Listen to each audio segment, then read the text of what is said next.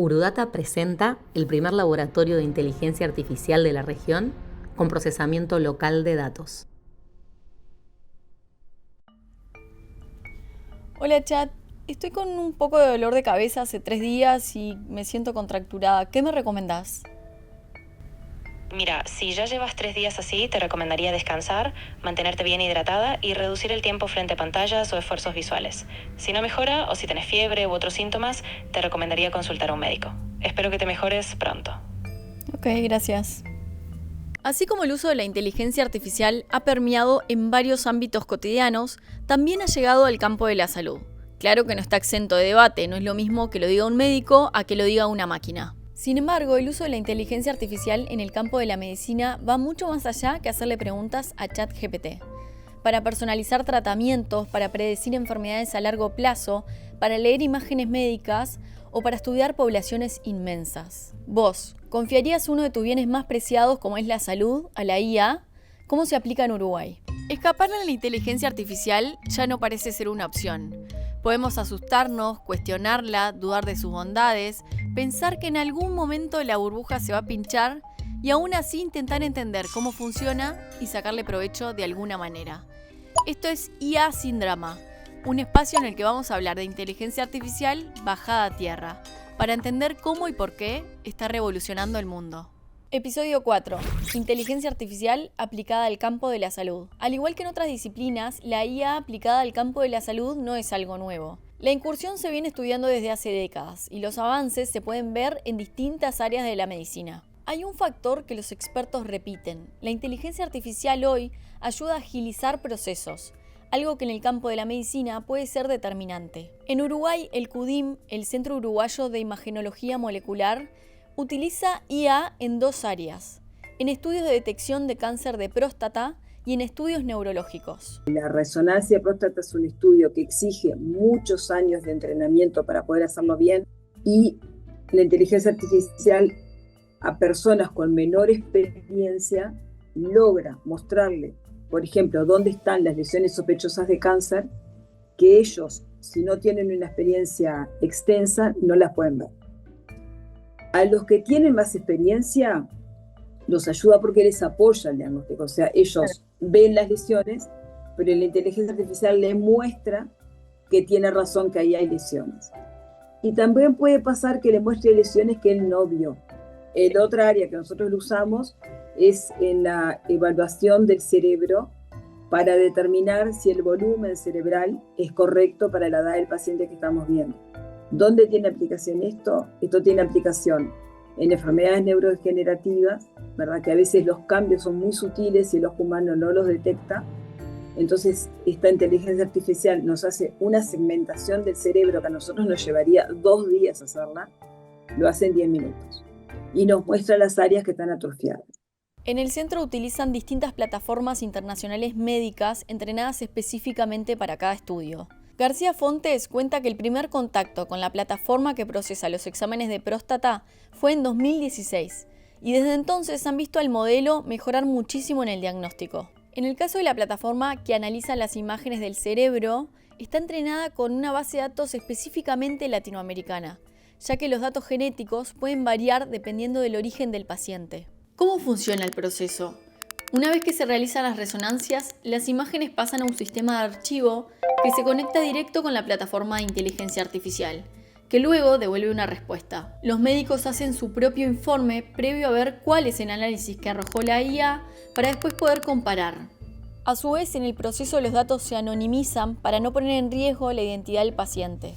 Muchas veces nos exige volver a ir a mirar el estudio porque hay cosas que quizás no vimos, y otras veces volvemos a mirar el estudio y desechamos, porque por otros elementos que nosotros sabemos de la historia clínica del paciente, sabemos que eso no es un cáncer. La médica explica que en caso de que el médico tratante de ese paciente haya consultado por una enfermedad específica, en el informe se indica que se utilizó IA en el proceso, pero en algunos casos, cuando el informe muestra algo distinto que no se estaba teniendo en consideración, entonces el centro se comunica directo con el médico para informarle.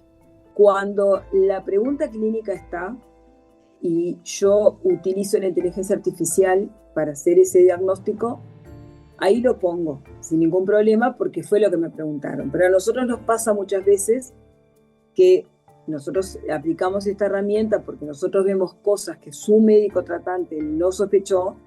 Claro. En ese caso lo llamamos al médico, no lo escribimos en el informe. ¿Por qué? Porque a un paciente que concurre por otra patología que no tiene nada que ver, hacerle un informe de inteligencia artificial con una cosa que su médico no preguntó, le genera mucha inquietud. Álvaro Cabrera es ingeniero industrial. Tras ganarse una beca para estudiar una maestría en Estados Unidos, terminó en Emiratos Árabes estudiando inteligencia artificial. Actualmente trabaja en Before RNA, una startup uruguaya que intenta lograr la detección temprana del cáncer mediante un análisis de sangre. Sus científicos llevan más de 15 años estudiando moléculas del ARN extracelular, es decir, el que está por fuera de las células. Lo que hacen es estudiar las moléculas de ARN del torrente sanguíneo de pacientes con cáncer y pacientes sin cáncer. Eso tiene un montón de complejidades que han logrado ir sorteando con el pasar de los años. Álvaro trabaja en el análisis posterior al de los biocientíficos. Yo estoy haciendo más bien todo el procesamiento posterior de los datos para tratar de decir, bueno, mira, tenemos estos 30 pacientes con cáncer, estos 30 controles sanos. Bueno, le digo al modelo Machine Learning, bueno, de estos 30 y 30, elegí 20, agarrá 20 random, aprendé sobre ellos, a ver qué podés aprender para separar cáncer de no cáncer, y después en estos 10 y 10, que te los dejé separado y que nunca viste, aplicar lo aprendido y vemos que también lo separa. Según dice, el beneficio de trabajar con IA está en hacerlo con mayor agilidad y también detectar cambios más sutiles. La inteligencia artificial no viene como a reemplazar esa ciencia. Lo que sí viene a hacer es ayudarnos a analizarla más rápido. En vez de tener que analizar cosas a mano, analizar millones de datos a mano, bueno, la inteligencia artificial permite encontrar patrones que a uno se le hubieran pasado por alto o a uno le hubieran llevado meses encontrarlos. La inteligencia artificial te permite hacerlo muy rápidamente. Entonces creo que esa va a ser el gran cambio. En medicina tenemos millones de datos. Todos nosotros vamos al médico, todos nosotros tenemos ciertas historias clínicas, todos nosotros nos miden la presión, nos miden análisis de sangre.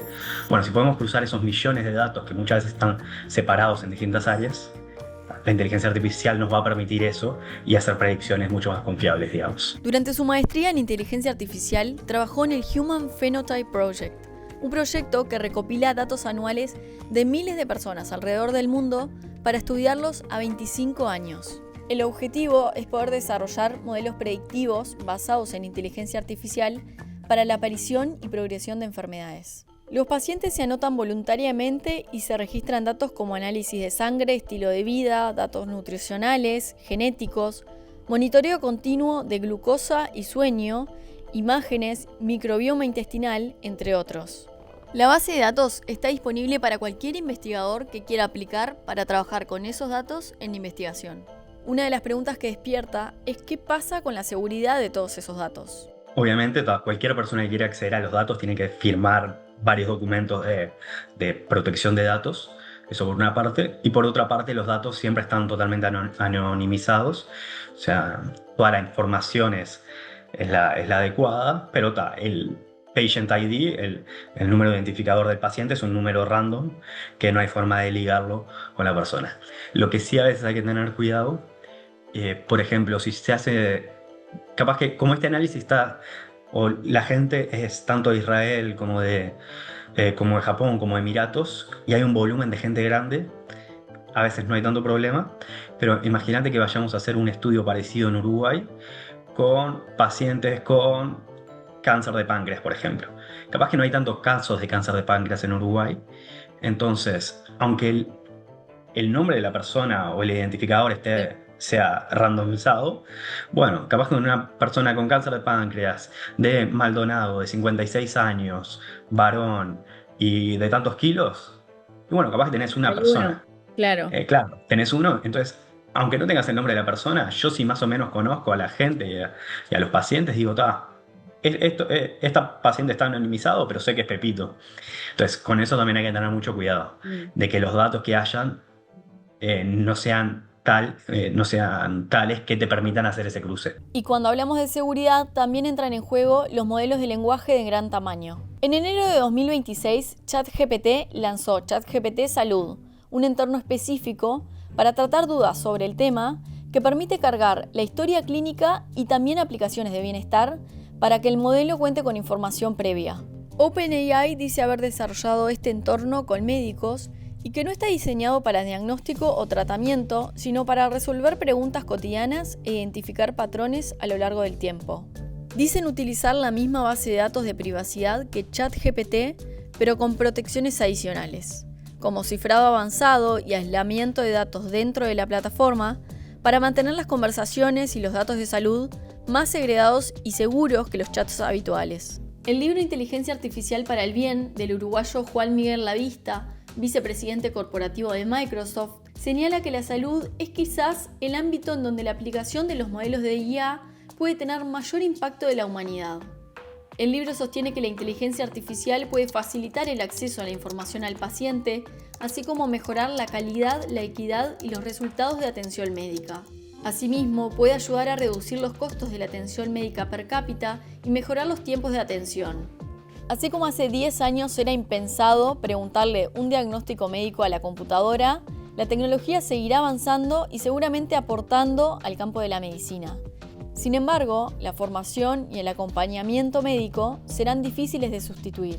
En la discusión, en todos los foros y los seminarios que se discute esto, todo el mundo dice que, que va a haber toda una parte clínica que va a ser muy difícil que la inteligencia artificial la pueda sustituir, y que lo único que hay que tener cuidado también es que los propios médicos no se confíen demasiado en la inteligencia y se dejen ellos de formar. La IA a disposición de la salud y, por qué no, de las naciones. Nos vemos en el próximo episodio, sin drama, como siempre, para hablar de IA soberana.